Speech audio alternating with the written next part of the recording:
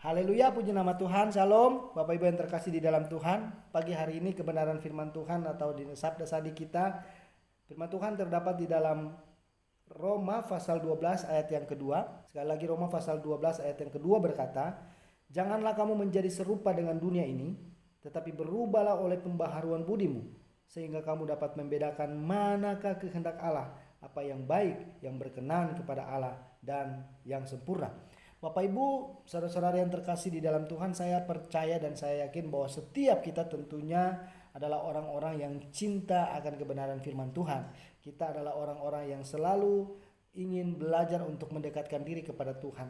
Dan saat ini Tuhan juga sedang mengingatkan saudara dan saya, mengajarkan kepada kita tentang bagaimana kita dapat mempersembahkan kehidupan kita yang terbaik kepada Tuhan. Di dalam ayat yang kedua ini dikatakan supaya jangan kita menjadi serupa dengan dunia ini.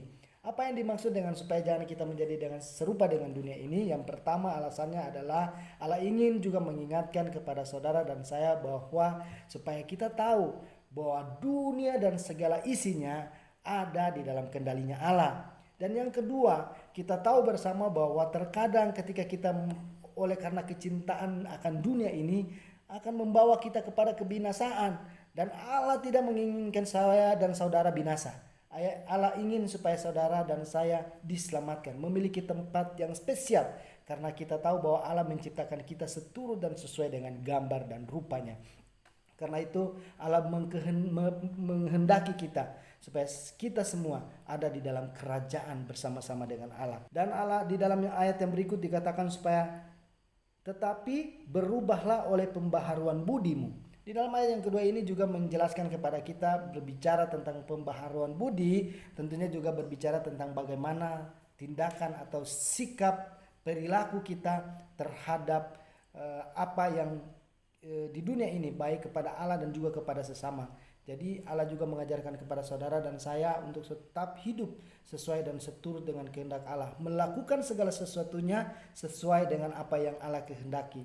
Jadi dimanapun saudara dan saya berada, apapun yang saudara lakukan, apapun yang saya kerjakan, Allah menghendaki kita supaya kita melakukan sesuai dan seturut dengan kehendaknya, yaitu kita dapat menjadi berkat bagi banyak orang. Kita dapat menyampaikan kepada mereka kasih yang telah Allah ajarkan kepada kita, karena kita tahu bahwa Allah adalah Allah yang penuh dengan kasih, mengasihi seluruh isi dunia ini. Karena itu tujuannya Allah, dan Allah menjadikan kita supaya kita juga dapat membawa kepada menyelamatkan banyak orang. Artinya kita menjadi pemberita-pemberita kebenaran kepada setiap orang yang belum percaya bahwa hanya Tuhan yang dapat menyelamatkan mereka dari dosa kepada keselamatan yang kekal. Dan Bapak Ibu saudara-saudara yang terkasih, di sini juga dikatakan supaya ketika kita berubah di dalam tindakan kita dan pembaharuan budi melalui tindakan perilaku kita, dikatakan bahwa supaya kita dapat membedakan manakah kehendak Allah, apa yang baik, yang berkenan kepada Allah, dan yang sempurna. Sekali lagi saya ingin katakan kepada kita bahwa Allah menghendaki saudara dan saya supaya tidak binasa.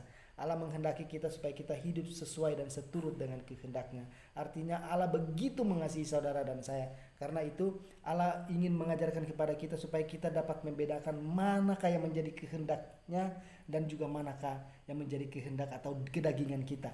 Tetapi kita perlu meyakini dan percaya bahwa ketika kita hidup bersama-sama dengan Allah, maka segala sesuatu yang kita alami, segala sesuatu yang kita hadapi lewat tindakan kita ketika kita hidup melakukan kehendaknya, memberitakan kebenaran kepada banyak orang bahwa Dia adalah Allah yang setia, maka Allah yang setia itu jugalah yang akan memberkati saudara dan saya. Tuhan memberkati kita semua. Shalom.